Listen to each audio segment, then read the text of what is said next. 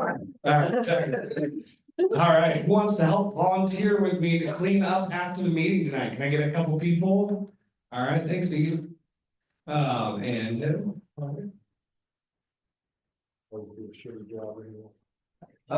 events. We've got our April Hoppy Hour, April 3rd. That's the first Thursday of April. There at Force Nature at DeSoto. Who's going to be out at Hoppy Hour? All right, awesome. Because we've got, it says there, a tour and a Q&A. So pretty cool to get a special treatment there. Briefly touched on Parkville. We got a slide for that, so I'll have the slide talk for it. May, our Hoppy Hour will be out there at 23rd Street. Pints for Pets is in June. Jake, you have any new announcements for Pints or? I will be the band's here pretty soon. I think we have them. We're pretty close to having them booked. And all the tickets will be through the Humane Society.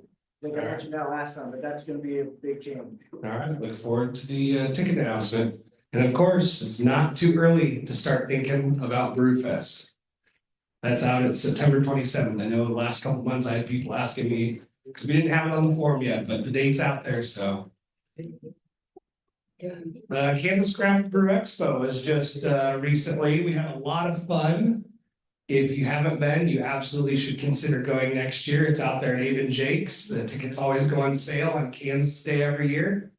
It's a whole lot of fun, so highly recommend it. I've never seen some of those photos. I'm sneaky like that. I meant to. More of the chaos. They're with the key. Parkville Microbrew Fest. All slots are full, Jake, at this point? I think we have one. You're going to take a serving spot? I am. I think we have one serving spot that's still open. All right, so if you're still mulling over going to Parkville, tonight's the night to lock that down before someone else does. We have one more club ticket available for a server. That event is April 26th. As we said in the newsletter, even if you're not participating in the club portion of Parkville, tickets are absolutely worth it. You should come. It's a blast. There's usually 6 homebrew clubs and roughly 40 pro brewers out there. There's a ton of beer. It's a fabulous time. Right, Wendy? Yeah, Wendy has a good time.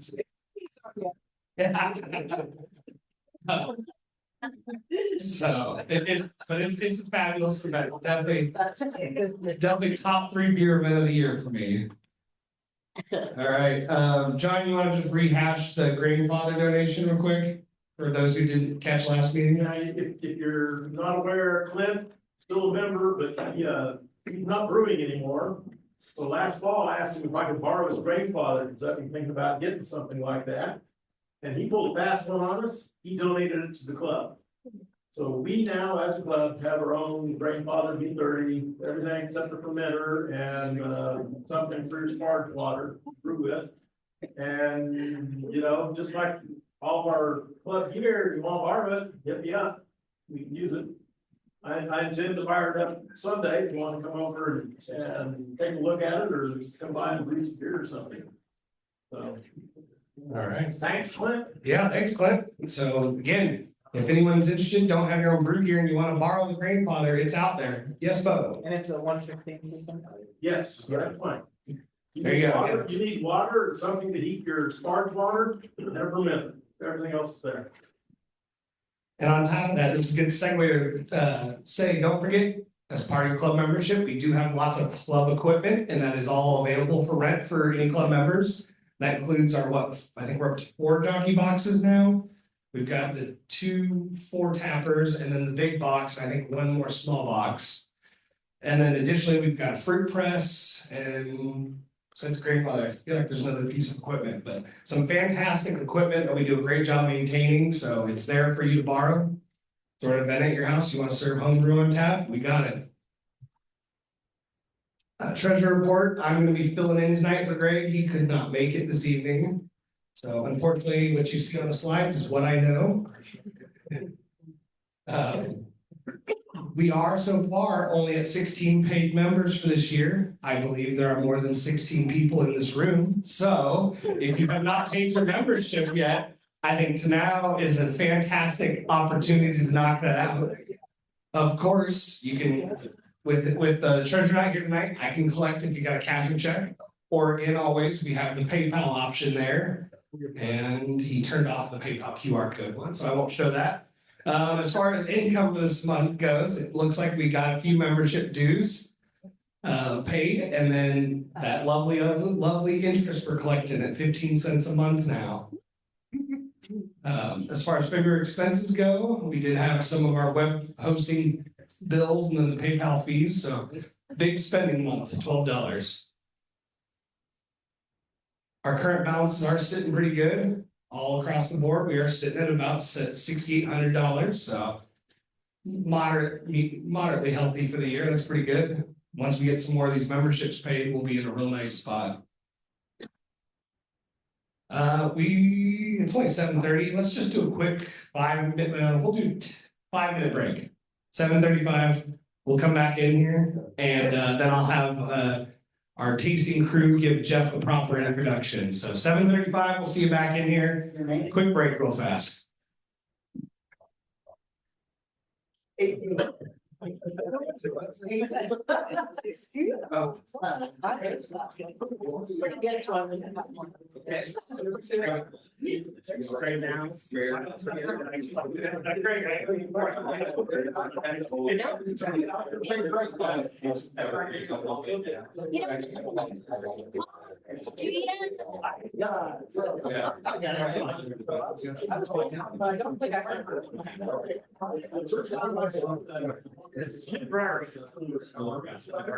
I got.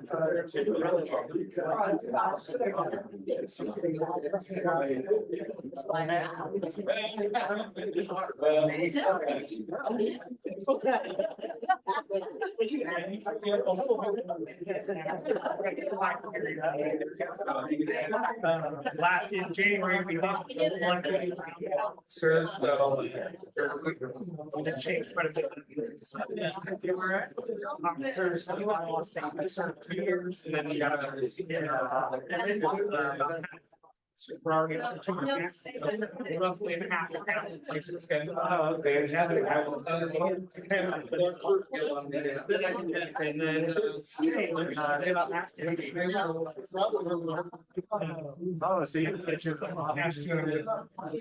track all the summer, get that email and bring it in. So No, I didn't do that.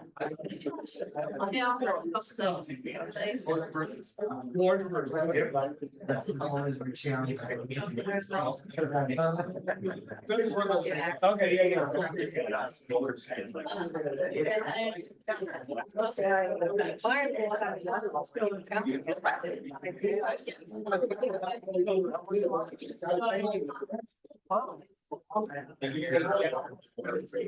I've heard that. I'll just say. There you go. I know nothing about it. There you go, there's our 21st. Let me just, I'll switch that slide back. I can't believe it. The insurance.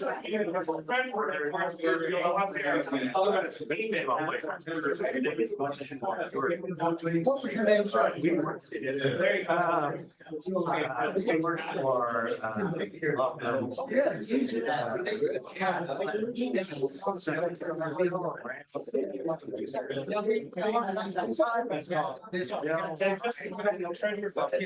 It's like an email or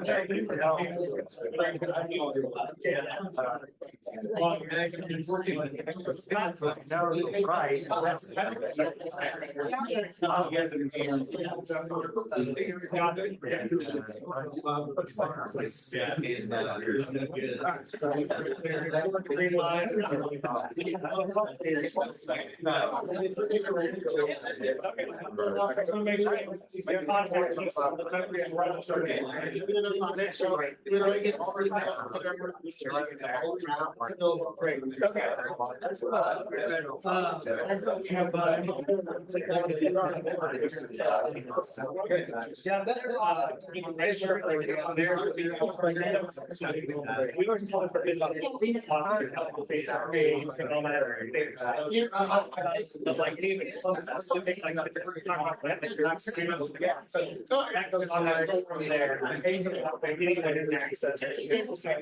Just go get ready to start.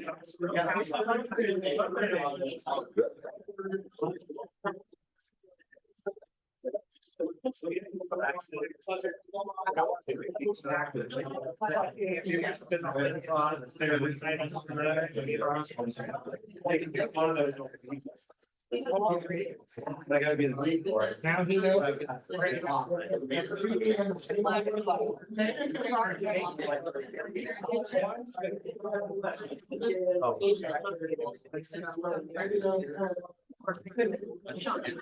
Brian, 6.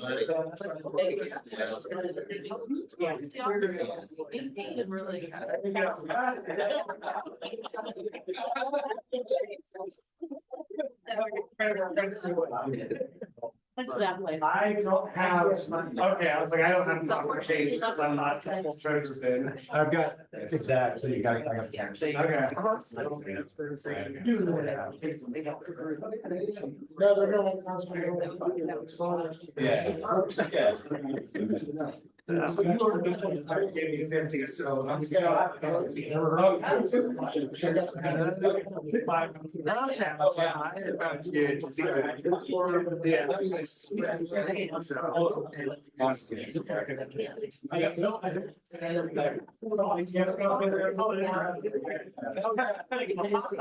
I'll have to do this by email.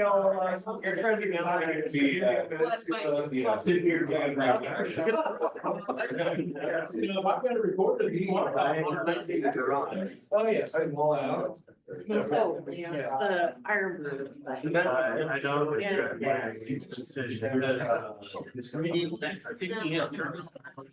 Say it's like 45% off. I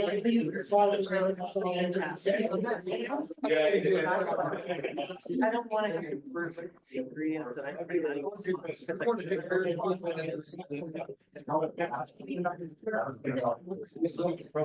Haven't really followed any of that.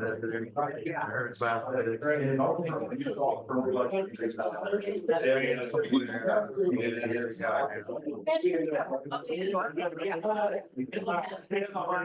Yeah, that's right.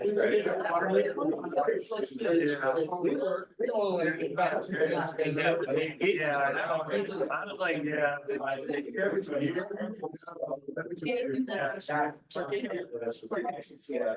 Still. Yeah.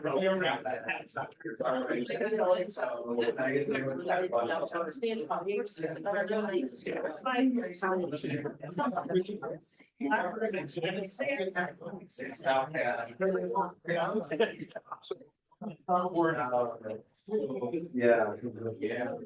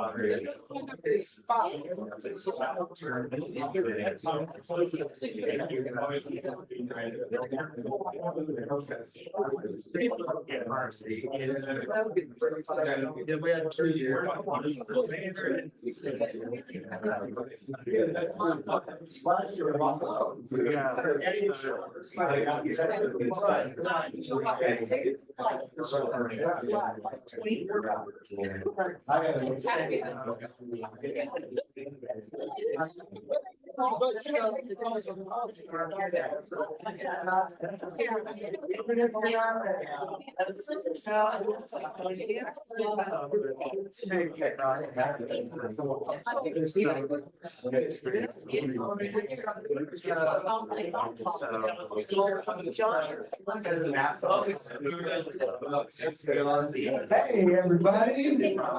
You want to grab a seat? We're going to get rolling here with the seminar and the tasting. So tonight, we are lucky enough to have Jeff Demon, head brewer at Free State. So he's also brought us some beer and something new that we've kind of been test driving is doing the tasting seminar together. We're gonna do that again today. So you're gonna get to try some beers, listen to Jeff talk. So most of you have probably, or some of you have probably been here before when he talked. And you already may know this, but something you may not know about Jeff is that he actually started at Free State in 1989. And so there was a break there where he was in Seattle brewing. brewing then. And he was busting tables at that point, and then came back to Free State. And I want him to tell the story. Some of you probably heard it. It's a good story. I want him to tell the story himself on his very first homebrew.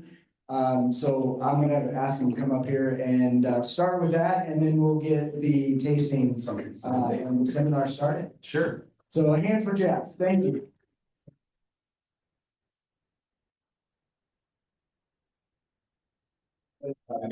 Okay.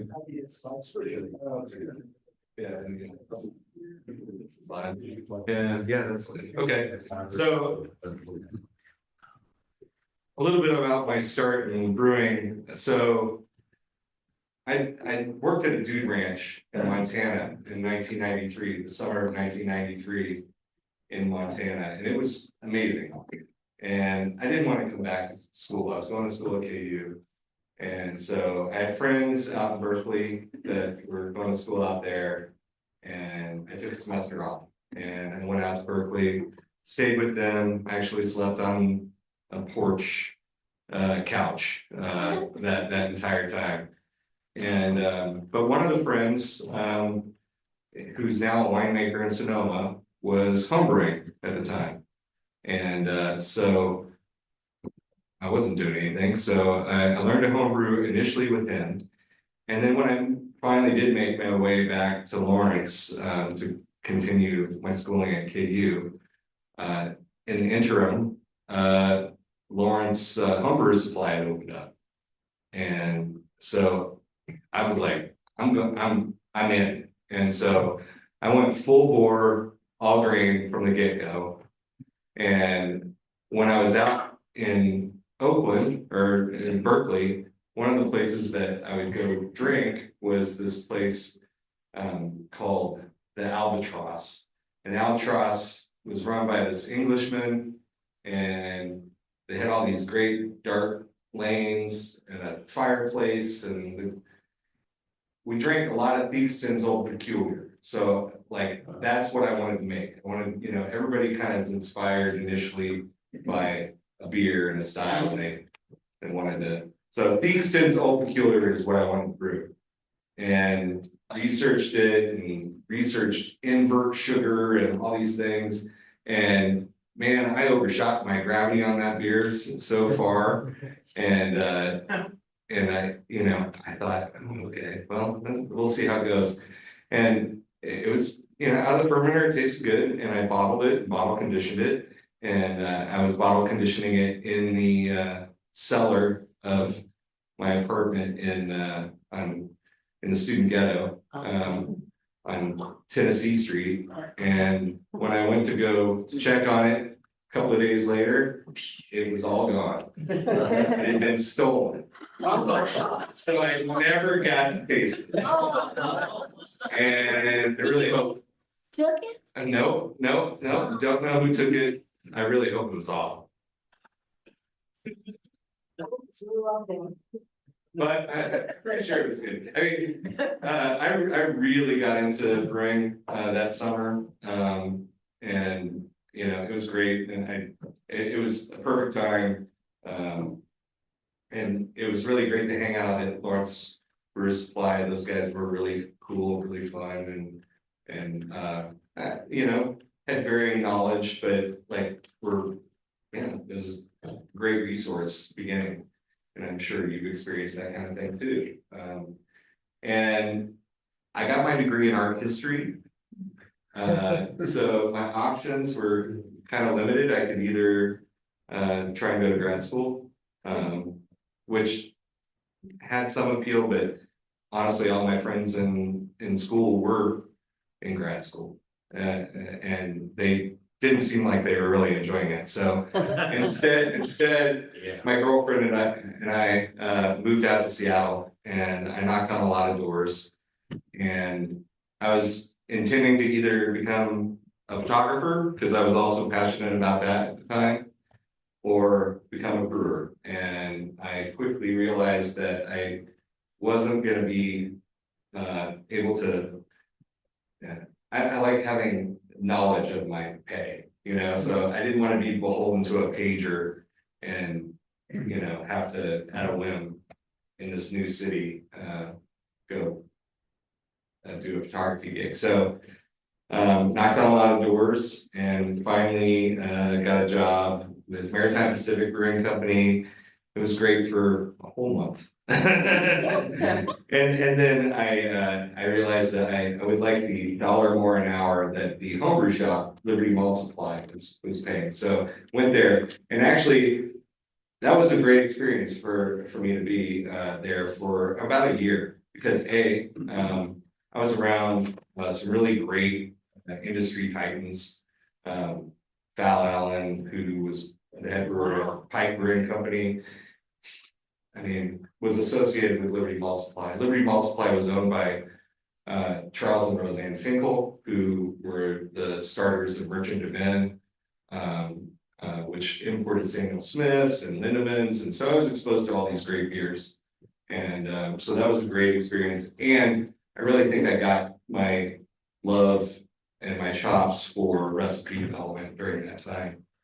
And then I begged Val to hire me on as a brewer at Pike, and eventually did that. And so that's where I got my chops for the nuts and bolts, actual professional brewing end of it. And so that's my story up until 2002, at which time my wife then wanted to move back to Lawrence.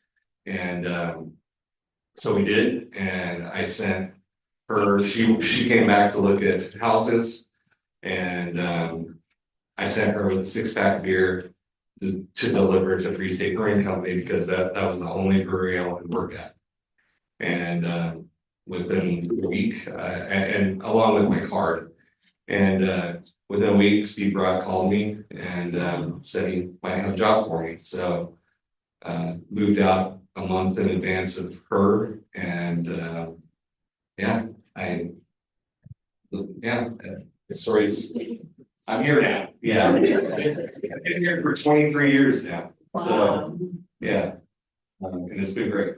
But so my role now is I still do a lot of the creative end, but I'm also dealing with a lot of like administrative stuff and making sure that our quality is high and dealing with contracts. So it's a different beast now.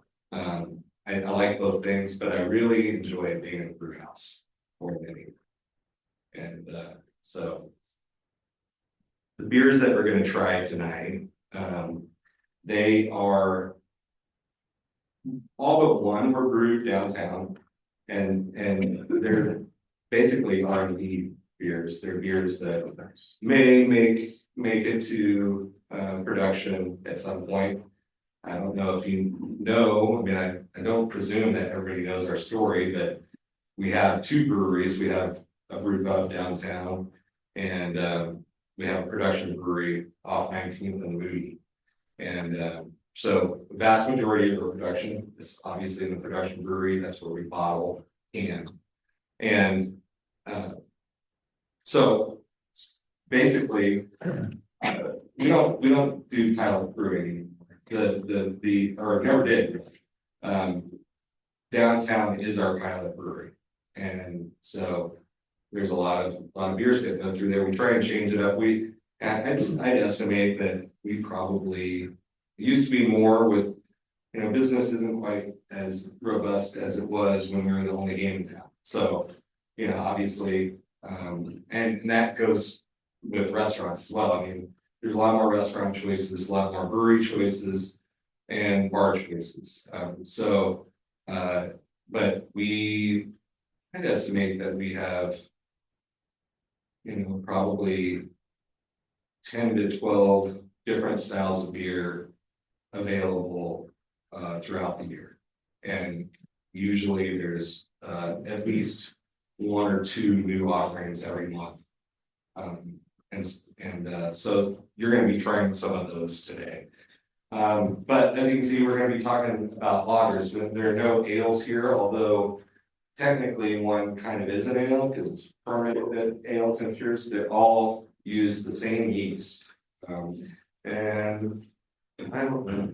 Yeah, all right. So you already know this stuff. We can go back if you ever want to contact me. You know, my email address is my initials. You're welcome to my initials at freestatebrewing.com. You're welcome to give that a try.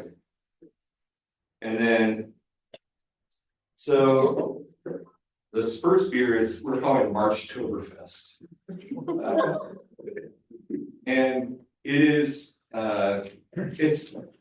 it's somewhere in between a Vienna, a Märzen, and it's closer in style to what the Wiesen beer, the beer that they actually pour at Oktoberfest, maybe a little darker than what they even do there. So this is probably ultimately this is closest to Vienna in style, and that's hence the this is an example of our recipe sheet. So I have the red circle there because I wanted to talk about one of the things that I have forever done in my brewing career since I got to Free State and started developing recipes is oftentimes diluting the word.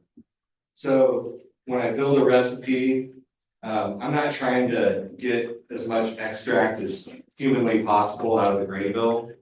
I'm actually treating it much more like what a distiller would do when distilling.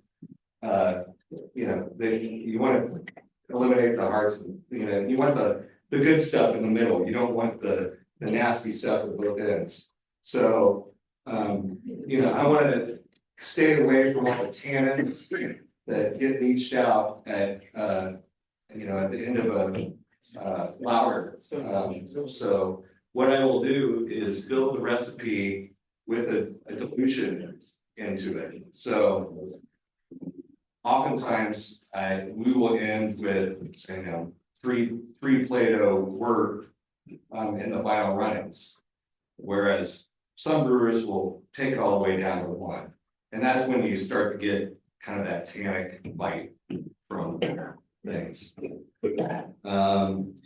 So this beer, as you can see, it has some Weyermann malts. It's got Pilsner, Munich, Cara Munich for color and a little bit of sweetness. That's acidulated for controlling of the pH. And it has just a hint of smoke ball. And this is a trick I learned from Ashley Carter out at Bierstadt Lager House in Denver, which I don't know if you've ever been there, but I highly recommend it. They make incredible lager beer. And they have a great lager brew house, and their Helles is amazing. You can drink it all day. It's big and malty, but very clean and refreshing. And that part of that maltiness is accentuated by that smoke malt. Smoke malt acts as kind of a seasoning to emphasize malt characters. And so this beer also has middle fruit, which has become a real favorite. We've seen a lot of brewers favoring this German hop. I think it's the hop that for like mass market beer, most brewers like Brewers Banquet, and middle through is the hop used in Coors Banquet. It's a great beer. Yeah. And Sapphire, which is also another great German hop, a little punchier, a little bit more peppery character to it.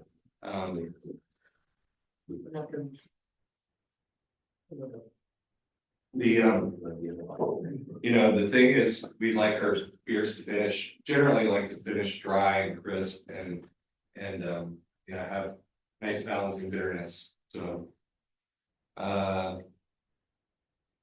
Yeah, so that's the Vienna. When we use pretty much exclusively Augustiner for our lagers. I know a lot of people use 3470. But most of our lagers are used with Augustiner, and it tends to give a little bit of a round mouthfeel, but also can finish really dry. Any questions? What's the, like, homebrew equivalent, you know, the Augustiner, strain? No, no. Augustiner, I think. How long do you? I mean, honestly, I think it is probably Augustiner. I mean, we order it as Augustiner. It doesn't have numerical. You know, it doesn't have. I know a lot of these strains have a number associated. I've never heard of one associated with Augustiner. Yeah, How long does your ferment take and how long do you lager? depends on the beer. This I've got some notes here because I don't remember everything. So this beer, so here's some stats for this beer. So this beer started at 12.5 Plato or 1050 specific gravity and finished at 3.3 Plato or 1013 specific gravity. And that's a 74% attenuation. And the pH was 4.3 at the end of that. And it was in the tanks for 33 days prior to filtration. Question from YouTube. Courtney wants to know what percentage smoke malt are you using? It's from 0.5% to 1%. So that was actually partly my question. I know y'all made a Hellas at Free State with a little bit of smoked malt. Yeah. Do you use a similar amount? That's 0.5% there. No, we use quite a bit more than that. And we've actually made smoked beers many years ago that were 100% smoked malt. Yeah, if you get like the best roush malt, you can go super heavy. Right. Yeah. But no, that smoked Hellas was really nice. I think Tom, that was one of Tommy's recipes. And I think it was about 30%.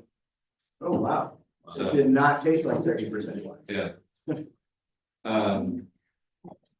Yeah. Any other questions? Not a question, but a comment. I really like the aroma of this, first pour. Thank you. I appreciate it. Delicious. It is so good. Well, you guys like it. So a little bit, so we have little notes in the bottom of our recipe sheets. You know, one thing that I wish we had, but we don't, is we don't have an RO system. So we are using Lawrence City water that we then charcoal filter to remove chlorine and chloramines. And that's all we do to treat the water, other than add, you know, calcium chloride to soften it. Yeah, Does most of your water come from the river or Clinton Lake? well, good question. It depends. Most of it depends on time of year, it depends on what the status of the reservoir is, it depends. But there is a crossover. Most of it's more fluid where the production facility is, where our water comes from. Sometimes it's coming from Clinton, sometimes it's coming from the river, but it's pretty much guaranteed that most of the stuff being brewed downtown is coming from the river. Do you get good information from the city or the county as to what is in that water. If I request it, yeah, but I'm not very good about doing that. And what we do to monitor things, because we can't really, like I said, we can't necessarily affect that mineral content or anything. Really, all we can do is remove the chlorine and chloramine, and so we do monitor chlorine and chloramine in the filtered water. And if we ever see any of that passing through, we will rebed the filter. So we only have to do that every like 8 to 10 years. Oh, wow. Have Colgan come out and rebed the charcoal filter. But we do have to do it. We did, there was a period of time when Steve was still there that we were having experiencing. What happens is you get these phenolic characters that you're like, where is this coming from? And it's from the chloramines and fermentation. And so we finally figured that out and rebeded the filter and solved the problem.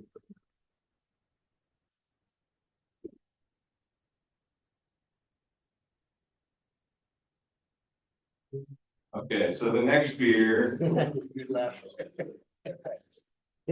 coming out is Alley Dunkel. This is a beer we do have in bottles, and it's a seasonal release.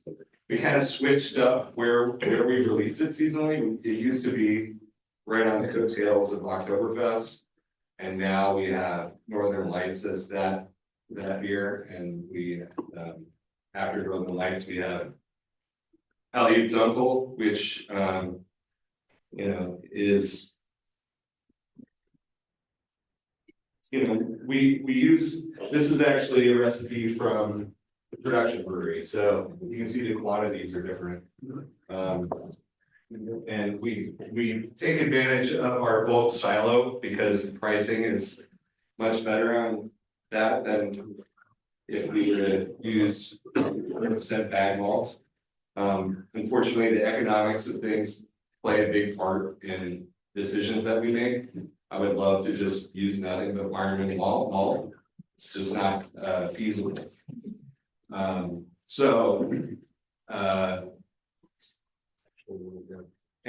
one thing is that these recipes are semi-fluid. I mean, they change a little bit from year to year. The idea is to keep the essence of that beer the same. And what I try to achieve here, and you can tell me whether or not I was successful or not, but was really using the maltster to help us create flavors that can only be achieved otherwise with decoction. And we have both brew houses only have a single step infusion capability. We don't have the ability to decoct or do temperature program mashing. Just not, I mean, I have attempted it at the downtown brewery before I think years ago I figured out a Rube Goldberg way of dealing with the brew house and the work stream to make basically a harm system. And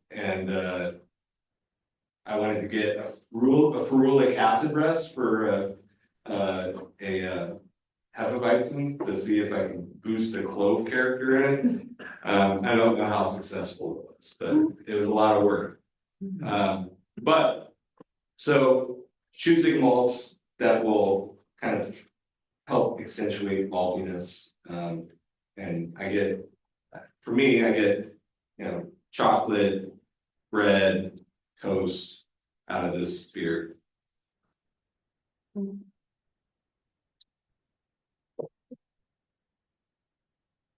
So you mentioned recipes kind of evolve. I've always assumed it was my imagination, but I feel like this one in particular has changed over the years. What can you tell us about what changed in the progress and life of this beer? I wish I could. I mean, honestly, so we do keep pretty substantial records. every. They're in a bit of disarray from time to time, but you know, we have notebooks. Every brew gets a brew sheet like this, and then a handwritten brew sheet that we're actually writing in. We build in this recipe, and you know, we're writing down the pH and the gravities and whatnot. And we have 3-ring binders this thick that go back all the way to the beginning. And I can track those changes that way, or at the production brewery, on the computer, we can kind of track changes over time. I would say, Jake, that probably the biggest changes are probably ops, and also the supplier of the aromatic malt has changed from time. You know, like we haven't always used Dingemans. And I believe we used Aramis hops in this at one time. So those would be the differences that I can immediately remember, but any other questions? Yeah. Your first batch was a little bit less than half the size here. Was it brewed downtown? This one at the production facility? This was brewed, this beer right here that you're drinking right now was brewed at production. I could have brought 6 packs of it, but I was bringing growlers, so I just filled a growler of it at the bar. So we actually, the beers that we serve downtown, I'd say probably half of them are produced downtown, and half of them are kegs that I myself or Tommy bring back and forth between the 2 breweries at a given time. And there are beers that make it out to the marketplace that originate from the downtown brewery. They just do so on draft. They're not packaged. So as just a brewer, I know you said you didn't use decoction or just trying to understand the 50-cent words. So what is an explanation of decoction? And then when you were trying to do a ferulic acid rest, what does that do for brewing and why? Ferulic acid kind of helps boost the clove-like character in certain wheat beers. They got 13-degree rest. Yeah. They boost that or vital. Yeah. So you whatever compound. Yeah. Cursor. Yeah. So you make exactly. start there, so you mash it at 113. Yeah. So yeah, mashing in 113, but then I had to, bring up the temp slowly to get to a saccharification temperature. So it was a big pain in the butt. Is it just putting the grain to get it kind of like caramelized, or What's that? is it like kind of? No, there's a different levels that ask at different levels, so. Yeah, it's exactly like he says. It helps boost for vinyl white. I can remember. There's enzymes to nature at higher temperature. But decoction is a process in where you take a portion of the mash and then boil it. It's usually they said, I never understood it. It's like they said the thickest part of the mash, and then you boil it, and it just seems like you're gonna burn the hell out of it. I know in commercial settings they're not doing that. They're trying to promote more Maillard reaction production. Yeah, exactly. So So we just add higher kill malts. exactly. So we use melanoid for that character. So this melanoid is kind of what we're trying to cheat with. We've done a decoction at Micro Gang, and it's kind of a pain in the ass. It's a pain in the ass. It screws everything up. I think there are benefits if you can do it. There's subtle benefits. The prettiest Helles or Pilsner are probably going to be decocted. There's like nuanced levels of maltiness that you can get, but that's not a reality for us. So we try and do the best we can with You know, the maltsters do a lot of work for us. So we just use their. Yeah. Their handiwork.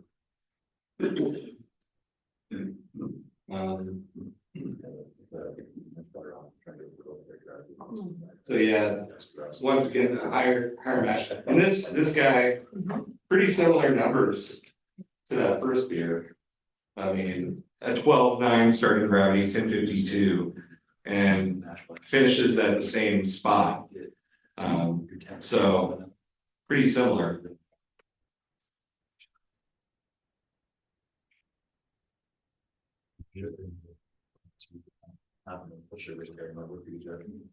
Basically, it's like you're doing like a 145 manage by the time you get out there, everything's converted. It's okay.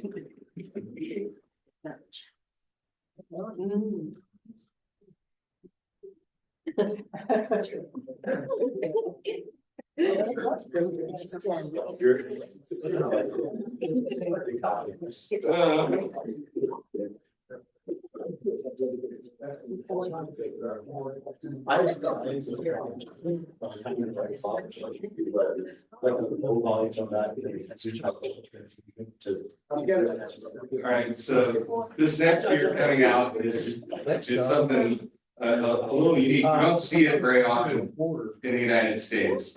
And I think it's a pretty successful version of this style. It's the first time we've ever brewed it. Obviously make changes next time we brew it. But I've been pretty happy with it.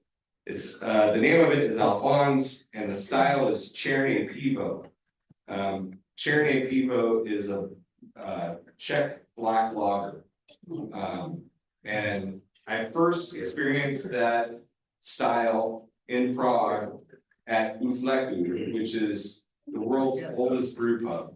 Wow. Oldest continuously running brew pub. It's been running since the 15th century. Where is it? It's in Prague. Yeah.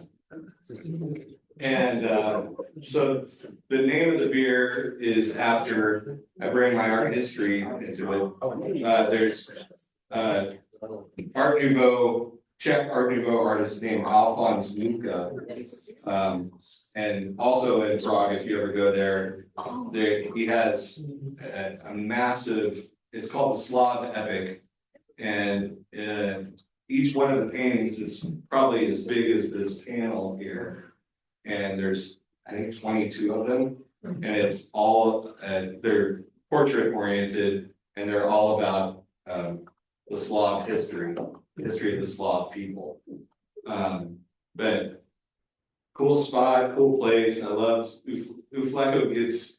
Ufleku is one of those love-hate places. It's kind of akin to the Hofbräu of Prague, you know. It's like it's kind of annoying at times. There's a lot of drunk people in there, but I got it when there was some really good beer being made, and so yeah, so this is their Černé pivo, and so I wanted to make, I made a Tmave pivo, which is a lighter version. It's more like a dunkel. And I was like, oh, I want to make a Černé pivo. But one of the things I remember about it is being, just like, it didn't have any of the acrid quality of the roast malts. And I was like, oh, how am I going to do that? So obviously I used some de-bittered black malts and carafa. So they take the husk off before they roast it. And so it's not as bitter. And I used chocolate. That's an immense amount of chocolate and carafa in this recipe. It's probably too much, but what's different about it is that these malts were not incorporated in the mash. So I mashed them in, I had Tommy mash them in with cold water the night before in the mash tun. And then in the morning, we came in and we drained the mash tun into buckets. And reserved that dark extract. And there's no sugar content, it's basically just a flavoring agent, like cold brew coffee. And reserved that until whirlpool, so not until after the kettle had been turned off. And we were about to whirlpool, so then we added it back at that point. And that enabled us to not over acidify the mash and leach out unwanted qualities from the mash and achieve kind of that dark malt character without being acrid, or at least I don't think it's acrid. And once again, use the smoke malt, kind of a little spice. This uses Czech Zaz hops. I guess you won't see it until the next slide. We also, you can't see it, but there was a dry hop on this as well, so of Czech Zaz. Gotcha. But yeah, this started as a pretty big beer. It's like starting gravity 13.8, and that's 1055 beer. But there's a lot of that dark malt extract does not really ferment out, so it's there's a lot of residual gravity left. So this beer finished at 4.1 Plato, which would be 1016. But it doesn't taste like syrupy sweet like a 1016 beer would. I don't know, I'm pretty happy with it. This beer was in the tanks for 54 days prior to filtration. And one of I'll tell you the changes I would make next time would be to not use as much chocolate. Probably tone down the quantity of dark malt that I use and just make it a little more nuanced. I think it's awesome. Oh, thanks. This is my vote for going into production. Thank you. Can you kind of explain your thought process on how you did the cold mashing and like why you did that? And like if you've done it with other beers before? I've never done it with other beers. There is a commercial product called Cinnamar that Wireman produces that is essentially a dark malt extract that you can use to, they tout it as a coloring fix. So if you had a beer that wasn't quite as dark as you'd like it to be, you could add this, and you can add that, I believe, post filtrate or post fermentation. So you can add that, I believe, at maybe you add it to the fermenter prior to filtration, but sometimes it gets added to the kettle for certain beers. I don't use it, so I'm not quite certain, but I thought, I'll make my own extract and I'll have it be more flavorful, less neutral than what that is. And I thought about cold brew coffee or the process. We've done that before. We've had coffee grounds steep overnight that we introduced into beer that's in conditioning tanks. And so I don't know, I thought this would be a good means of introducing all that flavor. And I think it was largely successful. Like I said, we'll tweak it, we'll make it a little different. It's awesome. Yeah, I'm curious in the R&D sense, like how many rounds do you go through from start to adopting it? It just depends. Honestly, sometimes it's fly by the seat. Like Northern Lights, I don't know if you guys have had that. Yes. That went into production without a single pilot batch. Wow. And I really like that beer, so I think I lucked out. Yeah. It's a little scary, but something like this, I honestly, I feel like, I'm surprised to get the level of, acceptance for this beer that I'm getting. Although there is a great resurgence and interest in Guinness. And actually, that Guinness was one of the inspirations for this beer as well, because I know for a fact that Guinness, is produced in many, many plants, but the dark malt extract that is used in every single Guinness product, Guinness beer, is produced at the Lionsgate Brewery. So. And that's basically, they're producing a blonde beer that they add a dark malt extract to after fermentation. So. How's the scale up go from your small initial production to pilot to big production? Is it typically proceed as expected or you have I mean, issues or?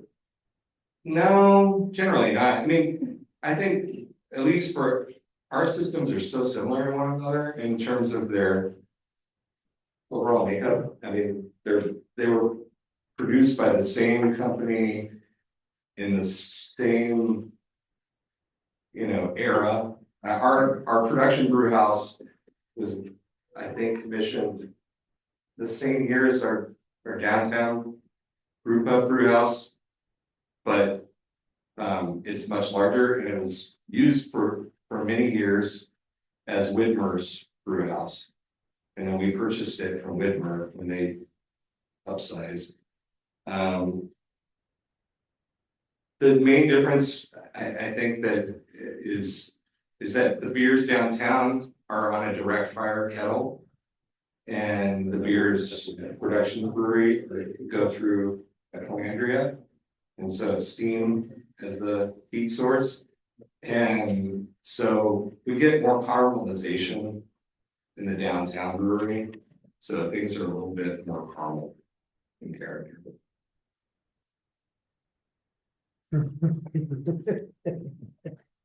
So following up on that question, then, like, if this beer, you're like, I wanna try it out. Do you start with like a homebrew size batch or you just go all out? This is, yeah. Okay, I mean, the thing is, I know what the ingredients do. I know our processes are tight, that we know what we're doing. It's fairly predictable if you know what the ingredients are, that you're gonna get a certain outcome. Now, like I said, it could take tweaking over time to get it exactly where you want it, but. And maybe that's just, like, I'm not a risk taker in a lot of ways, but with brewing, I can be. Just because I feel like confident that my knowledge of the ingredients is sound enough that I can do it. It's kind of like being a chef,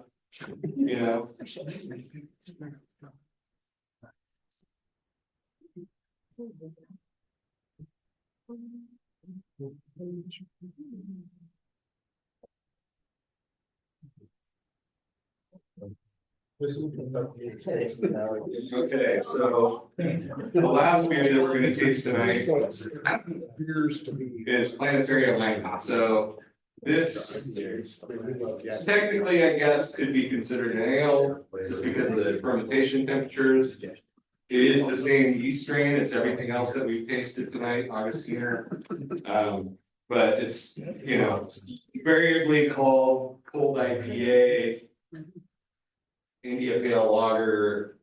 I think what craft brewers are leaning towards now is like West Coast Pills. I don't know, whatever. It's an IPA. And so this uses a couple of hops that you might not be familiar with. This estate grown Comet is Comet's a hop that it's kind of a citrusy American variety. We use it in our in very small amounts in our free state lager. But the estate grown climate is pretty different. It's more tropical in nature. And it's grown on Crosby Farms in Oregon. And so we got a hold of some of that, and then the Citra and Talus, those are both lupulin pellets, so high lupulin content, not a lot of plant material in those pellets.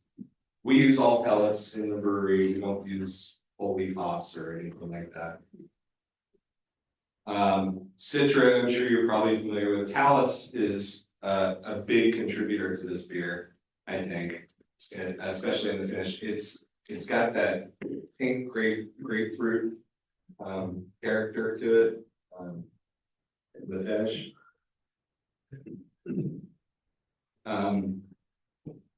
This also gets a fermentation dry hop. We use that in the Academiac. It's actually a big pain in our ass because of that. Because we have a fermentation dry hop in the Academiac, which is our #1 seller.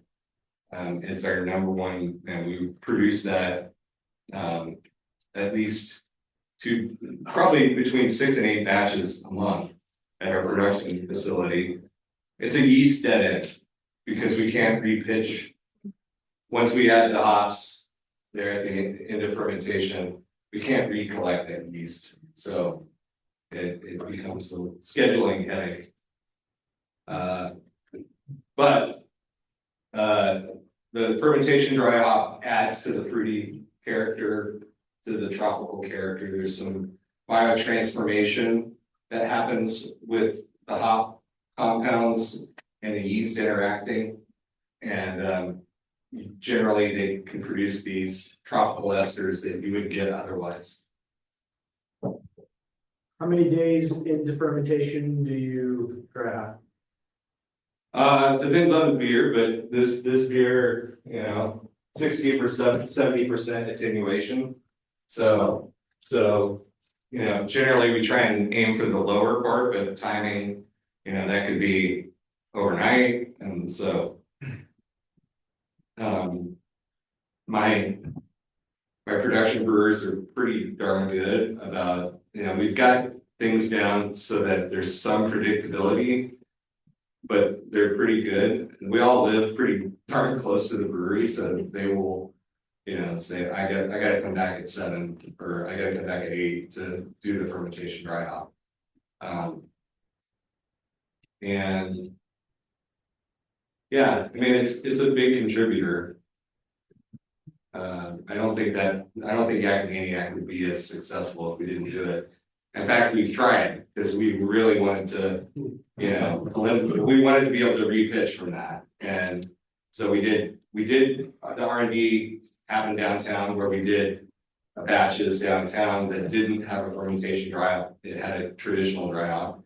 And it had a traditional dry hop anyway, but it wasn't as successful. So, but getting back to your question, generally we try and, other than the fermentation dry hop, we try and get as much yeast out of there before we dry hop for a normal dry hop. And so we will actually put pressure on the tank after fermentation for a day or two, low pressure, and then drop the temp just a hair to facilitate the yeast dropping out. And then we'll pull everything that we can off the cone and degas and add hops to the top of the fermenter. It could be a mess if you don't do it right. Yeah, you don't want to bung it too early and create nucleation sites for the pellets to just, I don't know if I'm sure you've seen on social media brewers that dry hop and there's a geyser coming out of their tank. It's not fun. I remember. One of the tweaks that we used to brew double batches, we have a double batch fermenter downtown. And I mean, I love that, you know, this is way before anybody was doing. And we weren't even really doing that much dry hopping in craft brewing. And Steve had the idea that he wanted to dry hop Ad Astra, which was in this double batch fermenter. And all we have was a port about that big to put hops in. And then this beer had been already bunged and there'd been top pressure on it for at least a day or more. And it was pretty full. And he decided to, you know, put some hops in through the top and it just rocketed out of there. And so I mean, he had to put his hand over it and I had to go grab the butterfly and we had to, you know, finagle it on top. But it worked out. So yeah, this beer was fermented at 64 degrees and we actually cropped yeast from that Cherney Pivo, which I was a little uneasy about, but it worked out actually. I typically don't like to, you know, darker beers are a little bit harder to crop from. They don't have something about their, I don't know if it's a pH issue or what, but they're a little more difficult. And this beer was not lagered. I mean, but it had a fair amount of residency time in the tank. I mean, I think it was probably 20 days into it, that 21 days that we filtered it.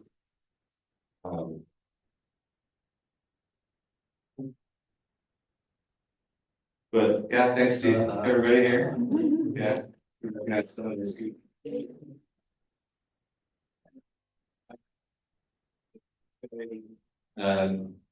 We lost one of our brewers last week. Scott he actually taught me on the system downtown when I moved back. And then Scott moved away and had a successful career in California and moved back to Lawrence a couple of years ago and wasn't quite the same brewer that he, you know, had been, but we worked on our packaging line and passed away unexpectedly about a week ago. And so I don't know if any of you knew him, but he was a real sweet guy.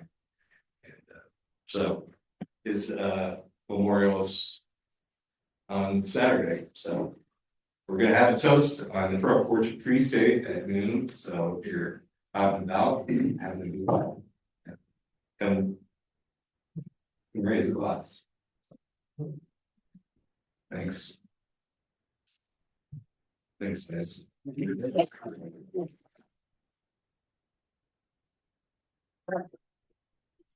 Gonna ever make Crimson Berry Ale again? Probably That's what Steve Broad said. He said it was too much trouble putting in the. We do lots of things in that vein that are, you know, but we're not gonna do that. Damn. Sorry. Is the Yakimian your recipe? It is. Awesome. Yes. Yakiniac, Storm Chaser. Northern Lights. Northern Lions. Thanks, guys. Absolutely, thanks a lot, Jim.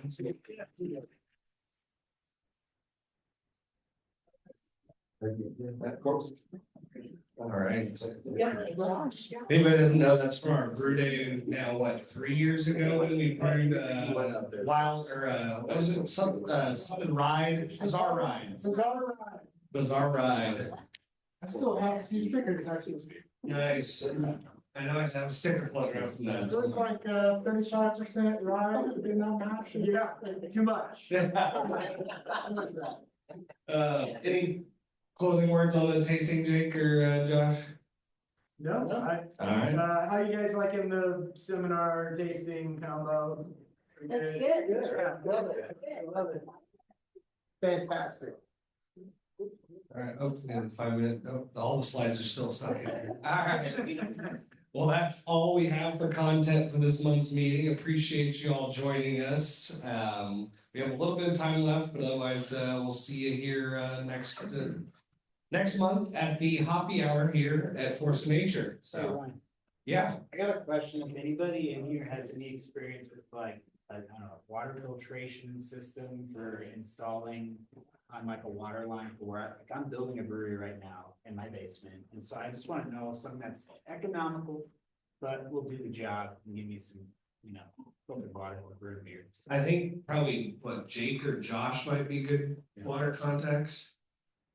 Jake Josh or Jared. Yeah. Jared Jake, in Nashville built The them. Jake and the Jays, Jake, Josh, and Jared are probably. Outside, so, all right, well, we'll see y'all in April. Thanks a lot. Thank you. Thanks.